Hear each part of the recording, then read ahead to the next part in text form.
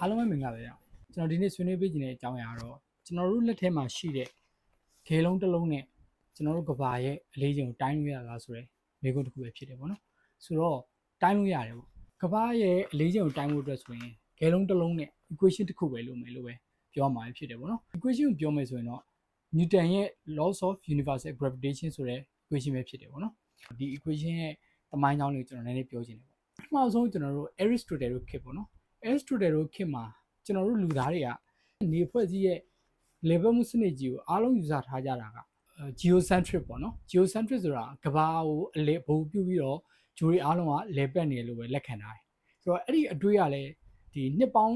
1500လောက်ထိကိုလူတွေရဲ့စိတ်ထဲမှာ dominant ဖြစ်ခဲ့တယ် Copernicus တို့ခေတ်ရောက်လာတဲ့အချိန်မှာဒီ idea တွေကပြောင်းလဲလာတယ်အဲ့အချိန်မှာကျွန်တော် geocentric ဆိုတဲ့ model ကနေပြီးတော့မှနောက်ထပ် heliocentric ဆိုတဲ့ model ပေါ့နော်ဒီ neo ဘုံပြုပြီးလဲပတ်နေဆိုတဲ့အတွေးခေါ်ကိုပြောင်းလဲလာကြတယ်ပေါ့နော် Galileo ကလည်းဒီဟာကိုသူ telescope သုံးပြီးတော့သက်သေပြခဲ့တယ် Kepler ဆိုရင် three laws of planetary motion ဆိုပြီးတော့ formulate လုပ်ခဲ့တယ်ပေါ့နော်အဲ့ချိန်မှာတော့ဒီ Newton ပေါ့ဒီကျွန်တော်တို့ဒီတွက်ချက်တဲ့နေရာမှာအသုံးပြုမဲ့ laws of universal gravitation ကို1688ခုနှစ်မှာထုတ်ဝေခဲ့တယ်သူရဲ့နာမည်ကြီးစာအုပ်တစ်ခုဖြစ်တဲ့ Philosophiae Naturalis Principia Mathematica ဆိုတဲ့စာအုပ်ထဲမှာသူထည့်သွင်းပြီးတော့ propose လုပ်ခဲ့တယ်ပေါ့ laws of universal gravitation ရဲ့အနှစ်သာရဘာလဲဆိုတော့ဒီစက်ကြောလာတစ်ခုလုံးမှာရှိနေတဲ့ drag တွေကတစ်ခုနဲ့တစ်ခုကဆွဲငင်နေကြတယ်အရာဝတ္ထု A နဲ့ B ကြားမှာရှိတဲ့ဆွဲငင်တဲ့ R ကလည်းဒီအရာဝတ္ထု A နဲ့ B ရဲ့ mass ပမာဏပေါ့နော်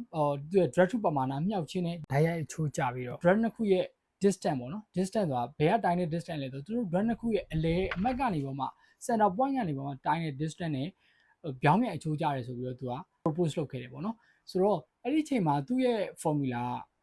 F proportionate m1 m2 divided by r square ဆိုပြီးတော့ရှိသေးတယ်နောက်ထပ်နှစ်ပေါင်း100ကျော်မှာမှ Henry Cavendish ကမှဒီသူ့ရဲ့ formula ကို practical ကြကြဒီလက်တွေ့အသုံးပြုလို့ရအောင်လို့ဆိုပြီးတော့ constant တစ်ခုကိုသူထည့်သွင်းခဲ့တယ် G ပေါ့နော် gravitational constant လို့ခေါ်တယ်ဒါပေမဲ့ Henry Cavendish ကိုယ်တိုင်လည်းအဲ့ဒီ G ရဲ့ values ကိုသူကောင်းကောင်းမသိခဲ့ဘူးပေါ့နော်နောက်တစ်ခုအနေနဲ့ဒီ Henry Cavendish ဆိုတဲ့ပုဂ္ဂိုလ်ကကျွန်တော်တို့အခုတိုင်းလာကြမဲ့ကမ္ဘာရဲ့ drag ကိုလည်းပထမဆုံးတိုင်းလာခဲ့တဲ့လူတစ်ယောက်လိုပဲပြောမှာပေါ့နော်အရာဝတ္ထုတစ်ခုနဲ့တစ်ခုဆွဲငင်နေတယ်ဆိုတဲ့ဟာကိုဒီ laboratory ထဲမှာပထမဆုံး experiment လုပ်သွားတာလည်းဒီ Henry Cavendish ဆိုတဲ့ပုဂ္ဂိုလ်ပဲဖြစ်တယ်ပေါ့နော်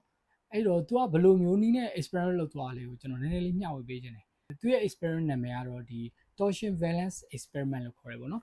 ်သူရဲ့ experiment တော့တစ်သားချက်တစ်ချက်ပထမဆုံးယူလိုက်တယ်ပေါ့နော်အဲ့တစ်သားချက်ရဲ့အစွန်းနှစ်ဖက်မှာကျွန်တော်ခဲဘောလုံးလေးတွေကိုသူကချိတ်ဆွဲလိုက်ခဲဘောလုံးချိတ်ဆွဲပြီးတော့ဒီတစ်သားပြားရဲ့အလယ်မှာလည်းသူက wire ကြိုးတစ်ချောင်းချီပြီးတော့အဲ့ wire ကြိုး ceiling ပေါ်မှာ hanging လုပ်လိုက်တယ် hanging လုပ်ပြီးတော့ဒီကောင်ကိုတွဲလောင်းထားလိုက်တယ်ပေါ့နော်တွဲလောင်းထားပြီးတော့သူဒီခဲဘောအသေးလေးတွေရဲ့တစ်ဖက်တစ်ချက်စီမှာခဲဘောလုံးအကြီးကြီးကိုထားလိုက်တယ်အချိန်တဖြည်းဖြည်းနဲ့ကြာလာတဲ့များခဲဘောအကြီးနဲ့အသေးကအချင်းချင်းဆွဲငင်လာကြတယ်တဖြည်းဖြည်းနဲ့နီးစပ်သွားတယ် Cavendish ရဲ့ experiment ကိုလည်းပြန်ပြီးတော့လုပ်ထားတဲ့ experiment တွေလည်းအများကြီးရှိတယ်ပေါ့နော်ဆိုတော့ဒါသူကတော့ပထမဆုံး gravitational force ကို laboratory မှာစပြီးတော့စမ်းသပ်ခဲ့တဲ့ပုံကိုဖြစ်တယ်ပေါ့ဒါမဲ့ကျွန်တော်အခုတွက်မဲ့နီးရတော့ဒီ Cavendish တွက်ထုတ်ထားတဲ့နီးနဲ့တော့မတူဘူးပေါ့နော်ဘာကြောင့်လဲဆိုတော့ Cavendish တို့ခေတ်တော့ဒီ gravitational constant ရဲ့ values ကိုသူတို့မသိသေးဘူးလို့ပဲပြောမှာပေါ့နော်အခုအချိန်မှာတော့ကျွန်တော်တို့ရှေ့သိပ္ပံပညာရှင်တွေရဲ့ကျေးဇူးတွေနဲ့ကဘာကြီးရဲ့ဒီ drag ကိုတိုင်းတာဖို့အတွက်ခဲလုံးတစ်လုံးပဲလိုအပ်တော့မှာပဲဖြစ်တယ်ပေါ့နော်952 gram ဘောလုံးအဲ့ဘောလုံးတစ်လုံးကိုအသုံးပြုပြီးတော့ကျွန်တော်တို့ဒီကဘာရဲ့ drag ကိုတွက်ချက်ကြမယ်ပေါ့နော် equation မှာတော့ F ပါမယ် gravitational constant G ပါမယ်ပေါ့ m1 ပါမယ် m2 ပါမယ် r square ပါမယ်ပေါ့နော်အဲ့ဒီမှာကျွန်တော်တို့ဘာသိလဲဆိုတော့ gravitational constant ကိုသိတယ်အခုကျွန်တော်တိုင်းလိုက်တဲ့ဘောလုံးလေးကိုကြတော့ကျွန်တော်ကဒီ m1 လို့ယူဆမယ်ပေါ့နော် m2 ကျတော့ကျွန်တော်ဘာထားမလဲဆိုတော့ဒီကျွန်တော်အခုတိုင်းကျင်တဲ့ကဘာရဲ့အလေးချိန်ကိုကျွန်တော် m2 မှာထား m2 လို့သတ်မှတ်လိုက်နောက်တစ်ခု r distance ကိုကျွန်တော်ဘယ်လိုယူမလဲဆိုတော့ကျွန်တော်တို့ကဘာရဲ့ radius ကိုကျွန်တော်တို့ကသိပြီးသားဖြစ်သွားပြီဆိုတော့သိပြီးသားဆိုတော့ကျွန်တော်အဲ့ဒီဟာကိုကျွန်တော်ယူသုံးလိုက်မယ် radius ကဘယ်လောက်ရှိလဲဆိုရင်6381 ကီလိုမီတာဒါမှမဟုတ်ရင်6.37 into 10 power 6 meter ရှိရပေါ့ဆိုတော့ဒါကကျွန်တော်တို့သိပြီးသားဆိုတော့ r နေရာမှာကျွန်တော်တို့ထည့်လိုက်ရပြီပေါ့အဲ့တော့ f ကကြတော့ဘယ်လောက်လဲဘောလုံးတစ်ခုပေါ်မှာတက်ရောက်နေ r ဘယ်လောက်လဲဆိုရင်ကျွန်တော်တို့ f equal to mg ဆိုတဲ့ equation နဲ့တွက်ထုတ်နိုင်ရတယ်ပေါ့နော် m ကတော့ကျွန်တော်တို့အခုသိပြီးသား952 gram ဒါပေမဲ့သူကတွက်မယ်ဆိုရင်ကီလိုဂရမ်ပြောင်းပြရတဲ့အတွက်3.552ကီလိုဂရမ်ဖြစ်သွားမယ်ပေါ့နော်ဆိုတော့နောက် g သေး G တရားကြတော့ဒီ acceleration due to gravity တန်ဖိုးက9.8 meter per second square ဖြစ်မယ်ပေါ့နော်ကျွန်တော်တို့ကအဲ့ဒီခုကိုမြောက်လိုက်ကျွန်တော် force ကိုသိပြီ force ကဘယ်လောက်ထွက်လာလဲဆိုတော့9.4 newton ထွက်လာမယ်ကျွန်တော်တို့အခု F ကိုလည်းသိပြီကျွန်တော်တို့ G ကိုလည်းသိပြီ M1 ကိုလည်းသိပြီနောက် R square ကိုလည်းသိပြီဆိုကျွန်တော်တို့က mass ကိုတွက်ထုတ်လို့ရပြီပေါ့နော် laws of universal gravitation equation က F is equal to G M1 M2 divided by R square ဒီမှာကျွန်တော်တို့သိတာကကျွန်တော်ရှာချင်တာက M2 ဆိုတော့ဒီဘက်ကို F